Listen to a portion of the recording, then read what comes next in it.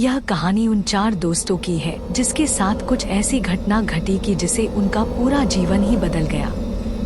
आइए जानते हैं कि ऐसा क्या हुआ था। मुंबई शहर की रहने वाली प्रिया शर्मा अपने दोस्तों के साथ रवि, साहिल और विजय के साथ शिमला जाने का प्लान बना। वो सब शिमला जाने के लिए बस में बैठ गए। कुछ ही देर में प्रिया सो गई। अचानक प्रिया की नींद खुल गई तो उसने देखा कि बस में कोई नहीं था। बस का ड्राइवर भी नहीं था। बस अपने आप ही चल रही थी। उनके सारे दोस्तों भी बस में नहीं थे। यह सब देखकर डर के मारे प्रिया जोर जोर से चिल्लाने लगी। अचानक उसे लगा कि कोई उसके पीछे खड़ा है। जब उसने पीछे मुड़कर देखा तो वहां एक स्त्री बैठी हुई थी। उस स्त्री का चेहरा जला हुआ था। ऐसा लग रहा था कि किसने उसके चेहरे पर एसिड फेंका हो। ऐसा भयंकर चेहरा देखकर प्रिया ने चिल्लाना शुरू कर दिया, बचाओ बचाओ बचाओ। और अचानक प्रिया की नींद उड़ गई। वो एकदम डरी हुई और पसीने से पूरी भीग गई थी। पास में बैठे हुए विजय ने पानी की बोतल दी और बोला, शायद तुम्हें कोई सपना आया होगा। थोड़ी ही देर में सब शिमला पहुंच गए और एक होटल पर रात बिताने के लिए गए। दूसरे दिन वो सब साथ में मिलकर होटल के पास वाले पहाड़ पे घूमने जाने का नक्की किया।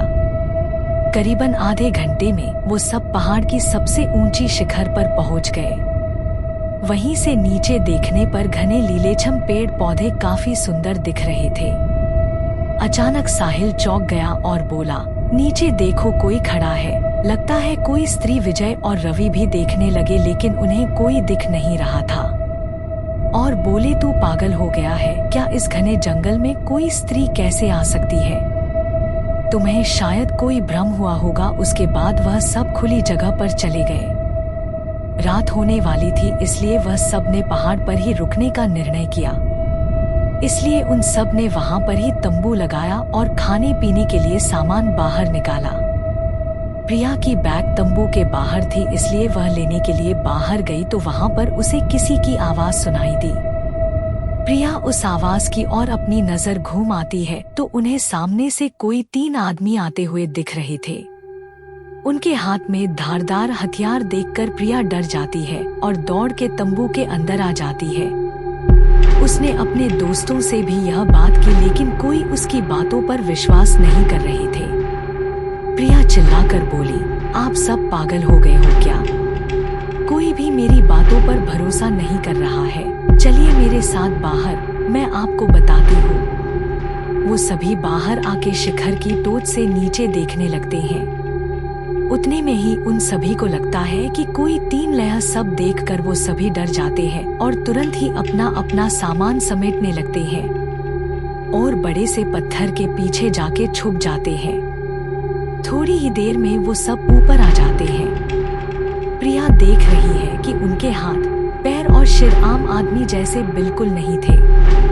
वो सब एक जगह पे बैठ जाते हैं और कुछ तांत्रिक विद्या शुरू करते हैं। उनमें से एक आदमी अपनी हाथों की उंगली को काट देता है लेकिन अंधेरे की वजह से उन्हें कुछ भी ठीक से दिखाई नहीं देता है। अचानक उन चारों ने देखा कि एक औरत उन आदमियों के बीच में आके लेट जाती है। कोई नहीं जानता कि आखिर वो औरत वहां पे पहुंची कैसे। प्रिया ने कहा, मुझे कुछ समझ नहीं आ रहा है। आखिर यह सब हो क्या रहा है? मुझे बहुत ही डर लग रहा है। एक के बाद एक वो तीनों उस औरत को सूंघने लगे। वहीं पे अचानक उस औरत ने अपनी उंगली उठाई और हमारी तरफ इशारा करने लगी। हम सब डर गई। वो तीनों उस औरत को छोड़कर हमारी ओर बढ़ने लगे। हम सब पहाड़ी से नीचे होटल की ओर दौड़ने लगे। हमारी आवाज सुनकर वो तीनों हमारी ओर दौड़ने लगे। प्रिया और साहिल सबसे आगे थे और विजय और रवि उनके पीछे दौड़ रहे थे। प्रिया और साहिल होटल तक पहुंच गए लेकिन रवि और विजय का कोई पता नहीं चल रहा था। हमने होटल वालों से उनके बारे में सभी बातें की तो उन लोगों ने कहा कि उस पहाड़ पे कोई नहीं जाता है। वो पहाड़ शार्पित है। जो भी वहां जाता है वो कभी वापस नहीं आता है। आपकी किस्मत अच्छी लेकिन हमारे दोस्त रवि और विजय कभी भी वापस लौट के नहीं आए। हमने उन्हें ढूंढने का बहुत ही कोशिश की, पुलिस कंप्लेन भी करवाई, लेकिन कोई फर्क नहीं पड़ा। दोस्तों, अगर आपको मेरी यह कहानी शिमला के शार्पित पहाड़ thrill ghost story in Hindi पसंद आई हो तो शेयर जरूर करना।